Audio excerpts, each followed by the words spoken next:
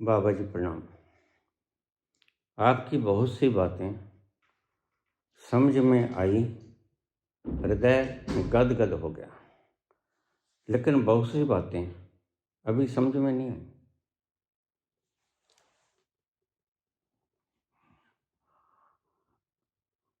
अगर नाली साफ करने वाला 5,000 मजदूर, मकान बनाने वाला 5,000, ड्राइवर 5,000,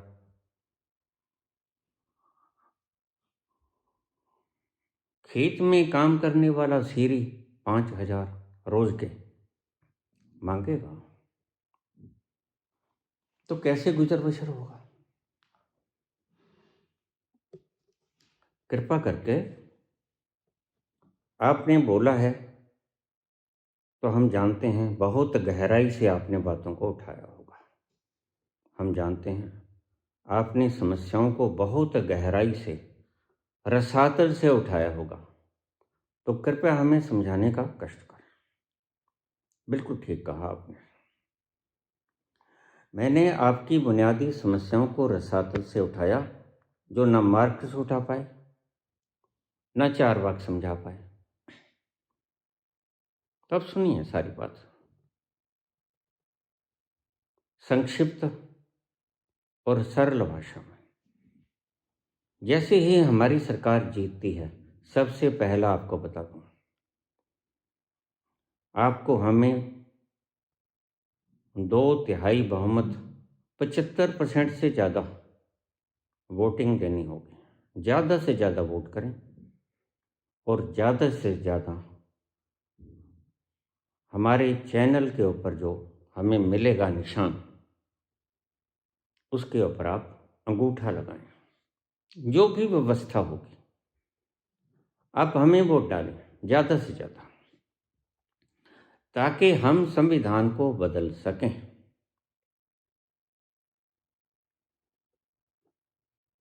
मैं कोई चोरी नहीं कर रहा, कोई डाका नहीं मार रहा, कोई मक्कारी नहीं कर रहा, शुद्ध बुद्ध सत्य बोलने वाला व्यक्ति।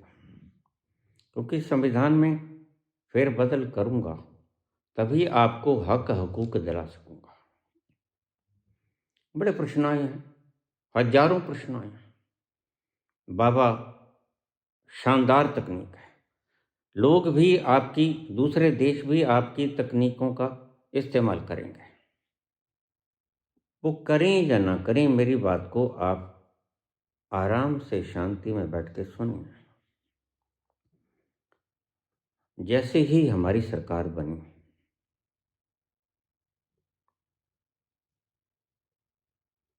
सभी के बैंक खाते मोदी जी ने खुलवा दिए हैं। मेरे लिए काम आसान कर दिया।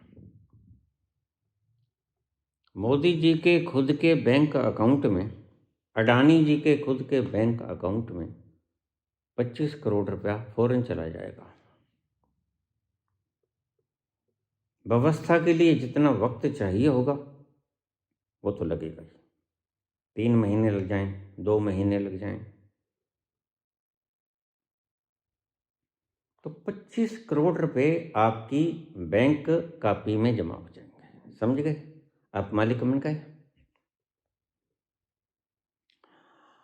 आप कहते हैं कि गेहूं 10,000 हो जाएगा, अच्छी बात है, हो भी जाएगा। पता है मुझको, जमींदार कहेंगे एमएसपी वापस लो, क्योंकि एमएसपी तो आपने निर्धारण किया 4,000, बाजार में बिक रहा 10,000,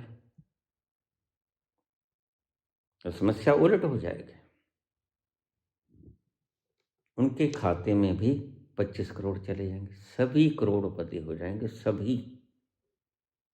एक आज का नवजात बच्चा करोड़पति होकर जन्म लेगा इस देश में। अब आप समझो, आपके बैंक खातों में 25 करोड़ चले गए। ये मत पूछना कहाँ से लेके आओगे, इसका बात तक का जवाब तो मैं बहुत पहले दे चुका हूँ। ये हमारी जिसने वायदा किया है उसकी सिरदर्दी है, तुम्हारी नहीं। तुम प्रश्न पूछते हो, बस हम उसे हल कर देते हैं। जुबानी गुलामी नहीं, बल्कि सत्य से, व्यवहारिक रूप से।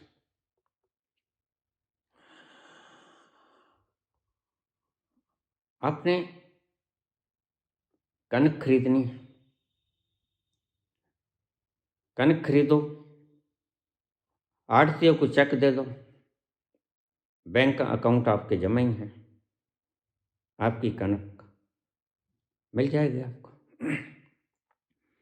बच्चे को पढ़ाना है, उसकी फीस देनी है, थ्रू चेक होगा सारा काम, थ्रू चेक या ट्रांजैक्शन जो हम आज करते हैं ऑनलाइन, घर बैठे बैठे कर दोगे आप।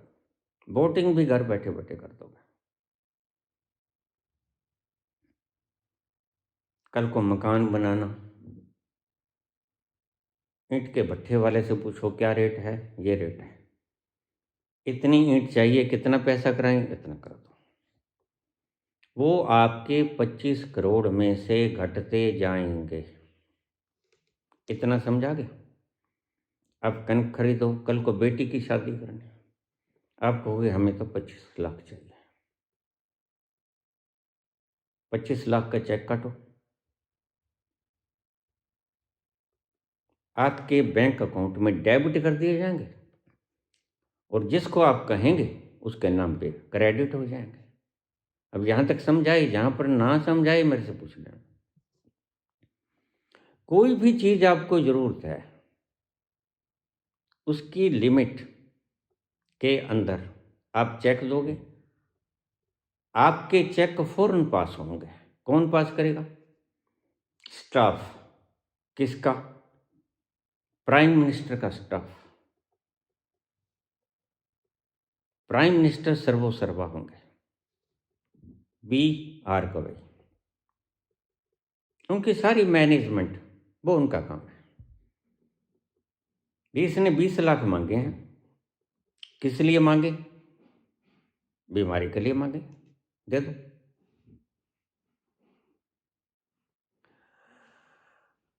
जो आपके रखे हुए कर्मचारी हैं सभी के बैंक अकाउंट्स में 25 करोड़ होंगे।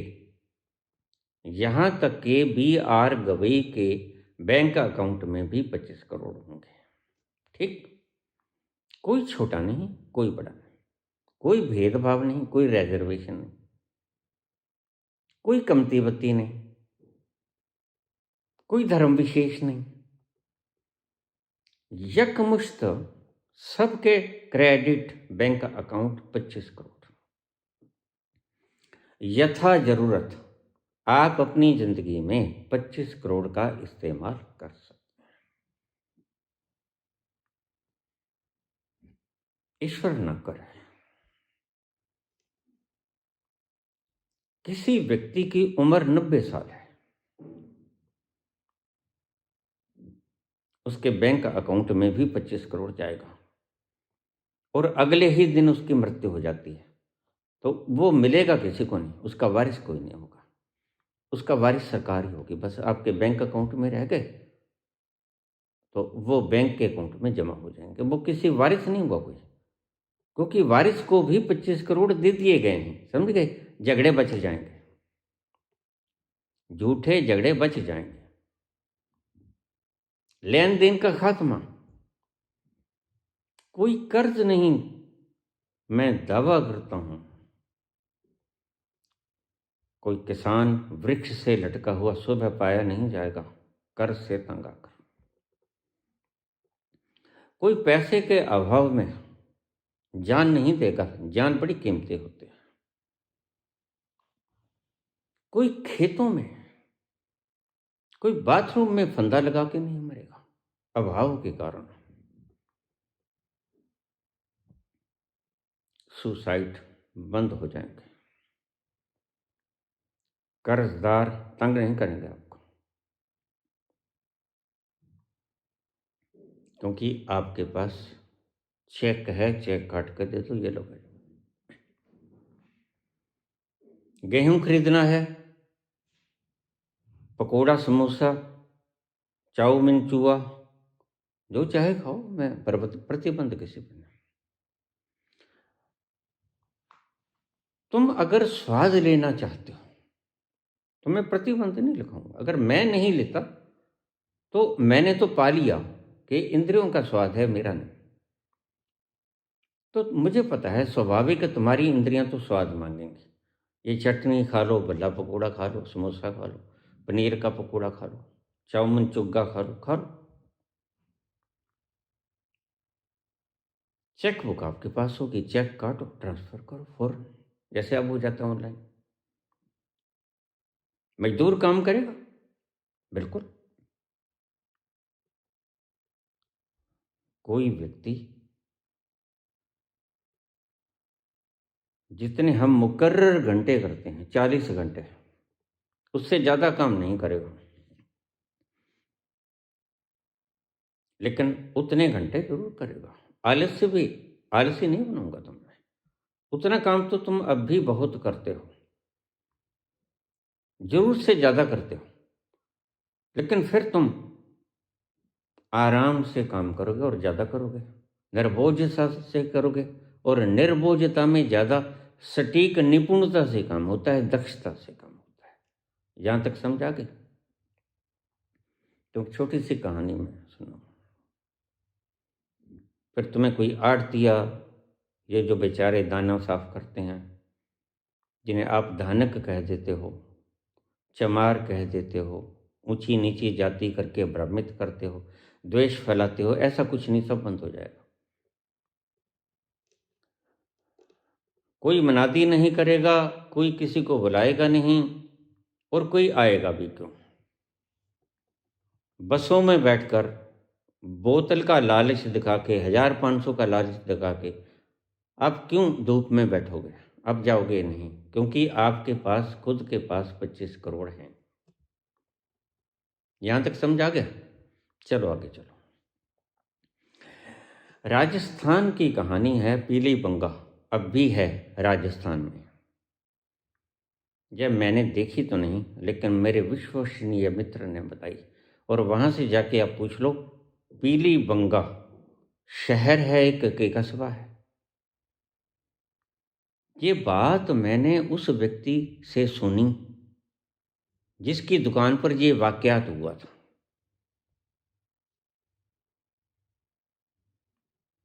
कहता मैं देख रहा था, गर्मी का मौसम था, जून जुलाई का महीना, तब तो धूप, पसीनों पसीने, बुरा हाल, उसका दाना जार रहा है, और बेचारा नीचे के दाने पीपा भर भर के ऊपर ढेरी कर रहा है, फिर साफ कर रहा है। और वो सेठ बैठा एयर कंडीशन में बोल रहा है, कुछ काम कर लिया करो, कुछ काम कर लिया करो, आराम करो, आराम के खाने की आदत पड़ गई। वो बेचारा काम कर रहा है, सुन रहा है, रोज का काम था उसका। उस दिन भी वो गाली निकाल रहा था। उसका नाम था राम स्वरूप। मैंने सब बता दिया, और एक एक बात का सत्य तुम वहां जाकर पूछ सकते हो। और जो पीली बंगा के लोग हैं वो कृपा करके इस वीडियो के ऊपर जरूर कमेंट करें कि क्या यह बात सत्य है या नहीं। राम स्वरूप था, किसी की दुकान पर काम करता था, आड़त की दुकान पर दाने झाड़ता था, और आप देखते हो कितना मुश्किल काम है। काम करते करते ऊपर से बोल रहा था सेठ, उसकी आदत थी, जैसे आम सेठों की आदत होती है।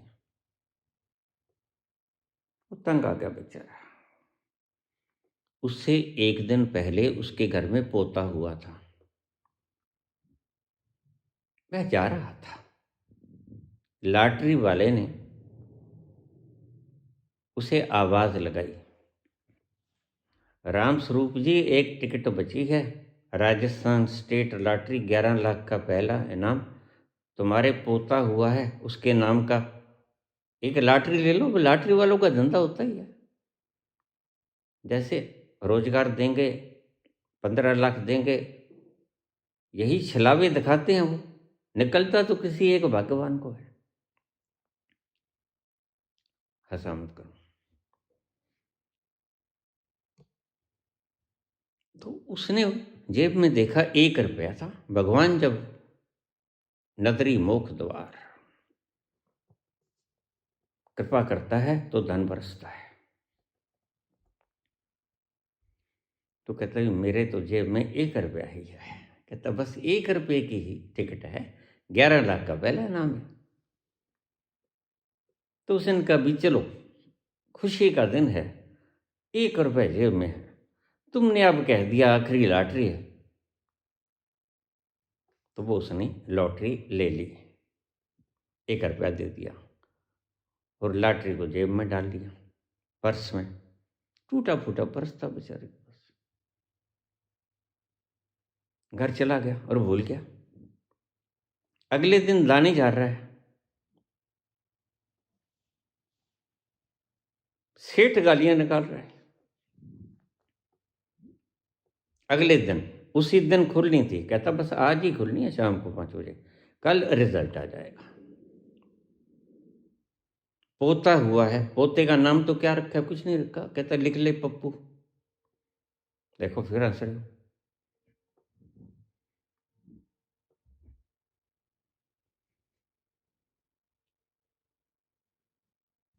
तो पप्पू के नाम की लॉटरी डाल ली। सत्य घटना है, पीली बंगा राजस्थान में जाकर आप सत्यापित कर सकते हो। अगर झूठ निकले तो मुझे वोट मत देना।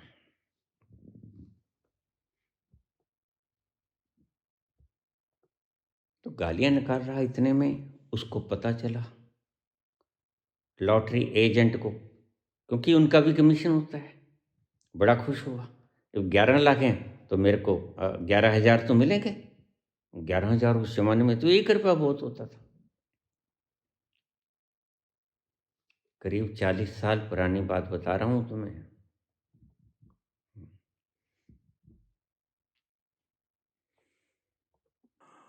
ऊपर से धूप, तप्त। इन्हीं महीनों में कणक आती है, बैसाखी के बाद। मुक्की फसल दी राखी, जटा आई बैसाखी। पसीना चू रहा है, बेचारे ने बनियान डाल रखी है और मेहनत कर रहा है, सारा शरीर पसीने से चू रहा है, बार बार पानी पी रहा है, ऊपर से गालियां निकाल रहा है। तो वह कार के ऊपर आया एजेंट, उसने पूछा, पहचान तो गया वो, लेकिन क्योंकि बनियान थी और कल जब उसने देखा था तो उसने अच्छे कपड़े पहन रखे थे, क्योंकि पोता हुआ था घर में। कहता भाई बुरा मत मानना, तुम्हारा नाम राम स्वरूप है? कहता जी हाँ। और अपना काम करता गया।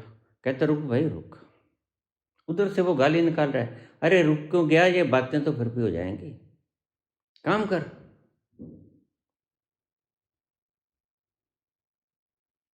होता है राम स्वरूप जी, बधाई हो, आपको 11 लाख का इनाम निकला है आपके पोते के जन्म के ऊपर, जो आपने कल मेरे से लेके आए थे। अब सीन देखिए,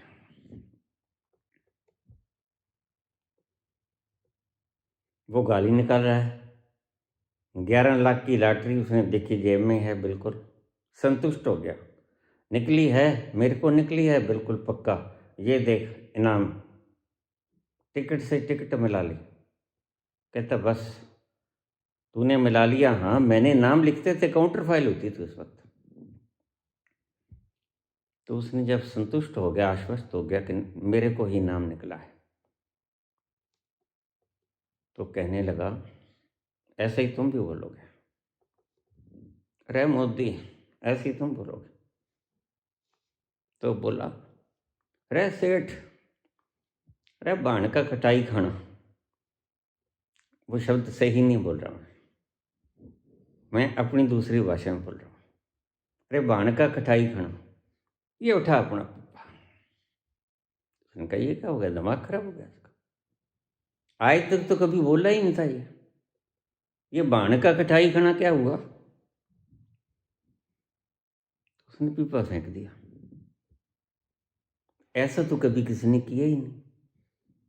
तो बाहर आया भागकर, नंगे पांव, धूप जल रही थी, पांव जल गए। कहता क्या बात,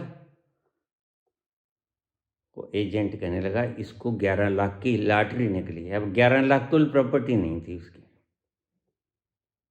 चुप करके वो जाके अपनी चारपाई पे लेट गया, सांस ऊंचे ऊंचे ले रहा था। अरे मैंने क्या कहा, पाप हो गया ये तो। ये बाद में होश में आता है बंदा, ठोकरें खाने के बाद रंग लाती है हिना पत्थर पे घिस जाने के बाद। जब तुम्हारे खाते में 25 करोड़ गए ना, तुम भी यही कहोगे। तुम पूछते हो कनक कहाँ से आएगी, तुम चेक काटो, तुम्हारे 25 करोड़ में तुम खा नहीं सकते सारी उम्र। मैंने रकम ही वो तय की है जो आपके हिस्से की बनती है और जो आसानी से ट्रांसफर की जाएगी आपके खातों में। तुम्हें कोई मशक्कत नहीं करनी पड़ेगी, लेकिन ध्यान रखना काम तो करना ही पड़ेगा। 40 घंटे काम करना अनिवार्य होगा और 40 घंटे से ज़्यादा काम करने वाले को अपराधी घोषित किया जाएगा। शिक्षा को देश सेवा घोषित किया जाएगा और शिक्षा आपकी मुफ्त होगी। मुफ्त का मतलब जो भी आपकी शिक्षा का पैसा टका होगा वो आपके बैंक खातों में से ट्रांसफर कर लिया जाएगा। तो सरकार के ऊपर क्या बोझ आया? सरकार के ऊपर एक बोझ आया कि प्रत्येक व्यक्ति को 25 करोड़ देना है और 25 करोड़ एक व्यक्ति पूरी जिंदगी में खा नहीं सकता। ठीक ठीक खाया जाए तो अगर भाई देश दुनिया में घूमना हो तो फिर तो 2500 करोड़ भी कम है। इधर उधर की खटाई खानी हो फिर तो 25,000 करोड़ भी कम है। खुद का जहाज खरीदना हो तो भाई देखो ये तो 8,000 करोड़ का आया है, फिर तो मुश्किल है।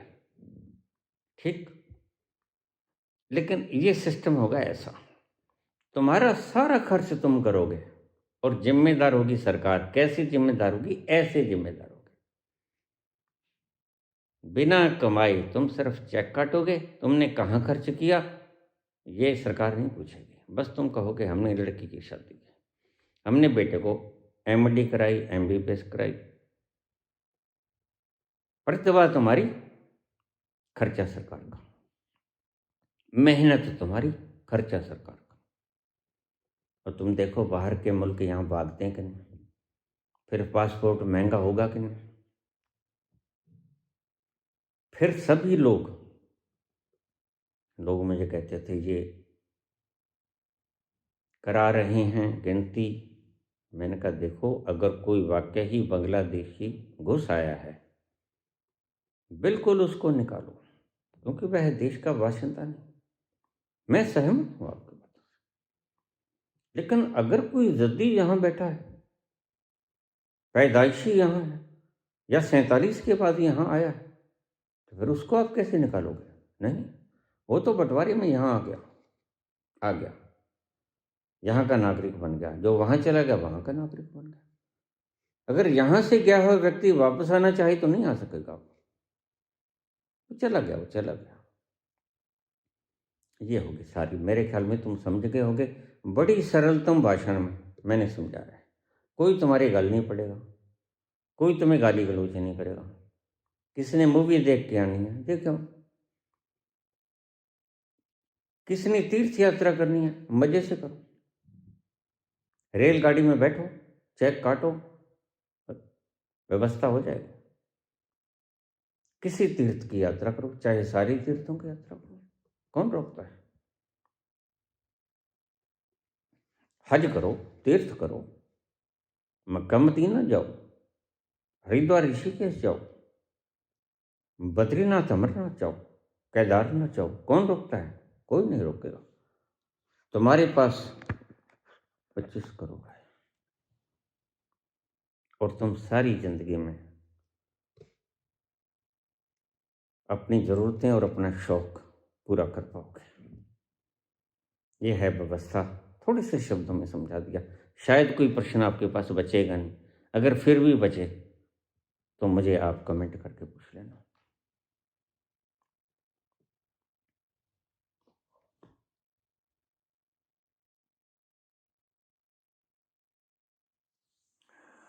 धन्यवाद।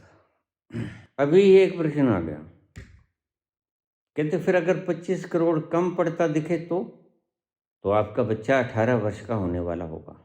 18 वर्ष के होते ही उसके खाते में 25 करोड़ चला जाएगा। अगर फिर भी कम पड़ता दिखे, एक आध और जम लो, हाँ या और क्या हो सकता है। एक बच्चा तुम जन्मा लोगे,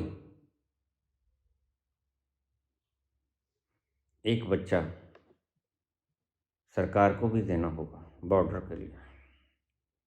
हाँ, सेठ लोगों, अपने बच्चों को विदेशों में नहीं, मैं बुला लूँगा सबको वापस।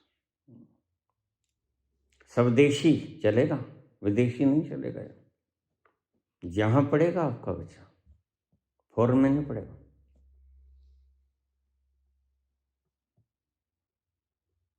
वैसे तो कम पड़ेगा नहीं, देखिए 25 करोड़ अमाउंट कोई कम नहीं होता, 2500 लाख। लेकिन फिर भी जैसे जैसे कोई 18 वर्ष का होता जाएगा, वैसे वैसे उसके खाते में 25 करोड़ जमा होता जाएगा। तो आपके बच्चे आपके लिए हीरे होंगे। बस ये लो, ये आए 18 साल, 25 करोड़ फिर आ जाएगा। समझ गए व्यवस्था? चलो अब धन्यवाद कह दूं? चलो, धन्यवाद।